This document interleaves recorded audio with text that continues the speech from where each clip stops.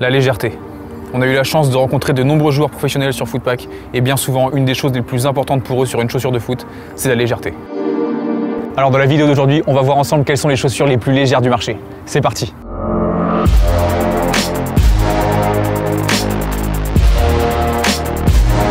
Avant de commencer, je vous explique rapidement comment on a procédé pour notre sélection. On a pesé toutes les chaussures que l'on a en notre possession et on a gardé la plus légère de chaque marque. Attention cependant, on a remarqué quelquefois des différences de poids entre la chaussure droite et la chaussure gauche, donc on a préféré garder le poids le plus léger. Et enfin, le hasard faisant bien les choses, toutes les chaussures que vous allez découvrir dans ce classement sont toutes des chaussures dites chaussures de vitesse. On commence tout de suite avec la Mizuno Morelia Neo 3, qui est la seule chaussure en cuir de ce classement. Et pourtant, elle ne pèse que 218 grammes. Ce qui, vous allez le voir, n'est pas loin du tout des chaussures qui la précèdent. C'est une chaussure légère, c'est une chaussure de vitesse, je viens de vous le dire. Et la chose étonnante à ce sujet, c'est que c'est la seule chaussure à utiliser uniquement des crampons ronds.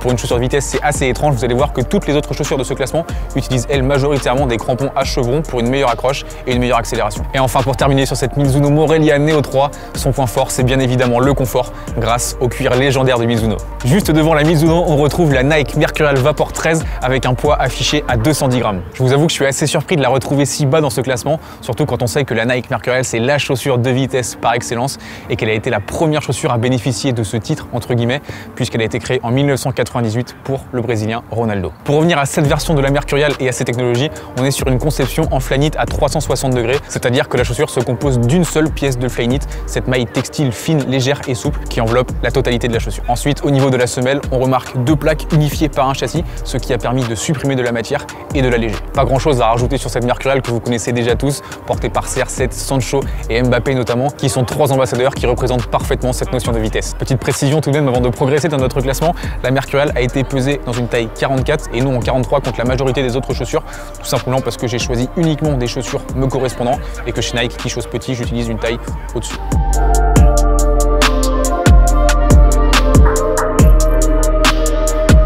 On avance à la 4e place du classement, occupée par la X Ghosted Plus, la dernière évolution du stylo X d'Adidas, une chaussure conçue pour vous aider à devenir la version la plus rapide de vous-même. Elle pèse seulement 203 grammes, un poids qu'elle doit en partie à la technologie Mirage Skin utilisée pour son revêtement. C'est en fait 3 couches de synthétique très fines et très légères qui sont superposées pour composer cette tige basse. Elle permet un bon maintien et une certaine liberté de cheville pour ne pas vous gêner dans vos mouvements et donc dans vos accélérations. Toujours sur cet aspect vitesse, et on verra que ce n'est pas le seul modèle dans ce cas-là, la X Ghosted Plus s'inspire des chaussures de sprint.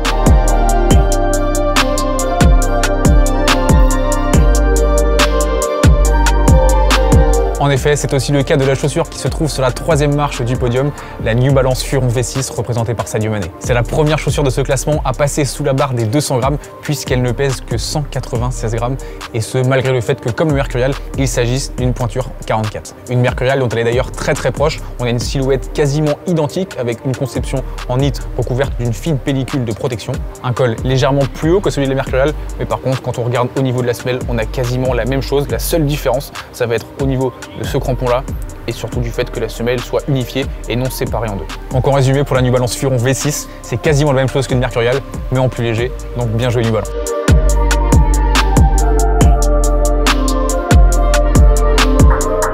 Deuxième place maintenant, c'est la Puma Ultra 1.1 que l'on retrouve et je parie que vous étiez nombreux à penser qu'elle aurait été sur la première marche du podium. Mais malheureusement pour elle, avec ses 171 grammes, elle doit se contenter de la 2e place. On notera tout de même l'énorme bond en avant par rapport à la New Balance Furon V6 puisque l'on vient de gagner 25 grammes avec cette Puma Ultra. Encore une fois, on est sur une chaussure avec un revêtement textile qui mixe cette fois-ci fibre de polyester, fibre de carbone et fibre de Kevlar. Un ensemble qui compose la technologie Matrix Evo développée à partir du retour des athlètes Puma. Ces derniers avaient évoqué le besoin d'avoir une chaussure avec plus de soutien sur le côté pour garder un pied verrouillé, peu importe les mouvements qu'ils effectuaient sur le terrain. Mais aussi un matériau qui ne s'étire pas, qui ne se déforme pas au fil du temps pour garder le même soutien, le même maintien tout au long de la saison avec la même chaussure. Et c'est justement ce que permet cette technologie Matrix Evo qui n'utilise qu'une seule couche de revêtement, donc on est vraiment sur une chaussure très fine, ce qui a forcément permis de rendre cette chaussure ultra légère.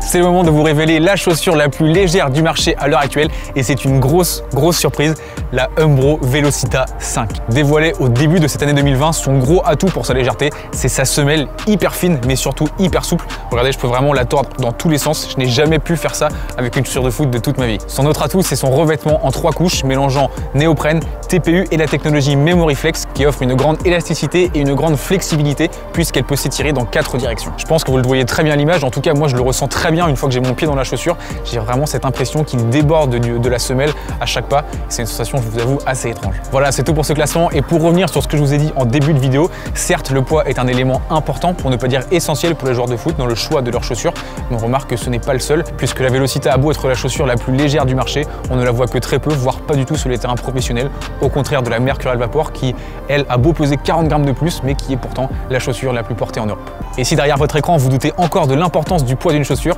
sachez qu'on a fait le parallèle avec le running avec nos collègues de Runpack et que dans leur univers, le poids d'une chaussure est vital. Même si seulement 20 grammes séparent 2 paires de chaussures, il faut imaginer que ces 20 grammes, on les porte à chaque foulée et au final, 20 grammes plus 20 grammes plus 20 grammes à chaque foulée, ça peut représenter des kilos et faire la différence dans une course. Alors certes, dans le football, la notion de foulée n'a pas la même portée, mais une chaussure plus légère pourra tout de même vous faire gagner ce dixième de seconde dans une course à la 90e minute pour faire gagner votre équipe.